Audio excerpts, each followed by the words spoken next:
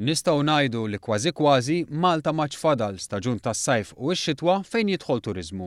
Stqar dan il-President tal-Assoċjazzjoni għall-Lukandi u r-Ristoranti Tony Zara f'kummenti ma' One News b'reazzjoni għal tmiem il-ġimgħa mill-Laqwa li kellhom bosta lukandira u sidien ta' ristoranti fil-Gżejjer Maltin.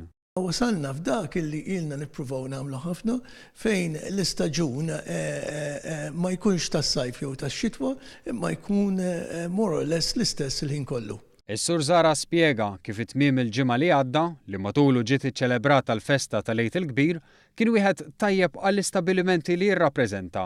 Saħansitra aħjar mis-snin ta' qabel, b'lukandi sejrin tajjeb ħafna u ristoranti li kienu bbukjati kontinwament, partikolarment il-ħadd.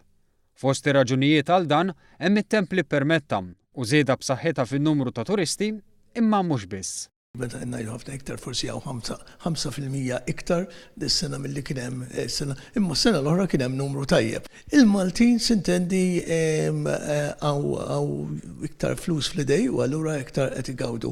U tinsix li għandna ħafna barranin illi qegħdin jaħdmu Malta u dawn ukoll huma issa nistgħu ngħidulhom mhux turisti permanenti, ma residenti permanenti.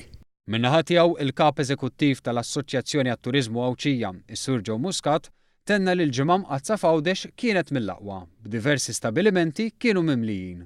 Dan anke grazzi għal programm kulturali b'saħħtu bl-isem Arti, Fidi u Tradizzjoni. Sostna li issa tibda rankatura iktar b'saħħitha għas-sajf fejn spjega li April u Mejju jidhru xhur promettenti ħafna meta mqabbla ma' snin ta' qabel.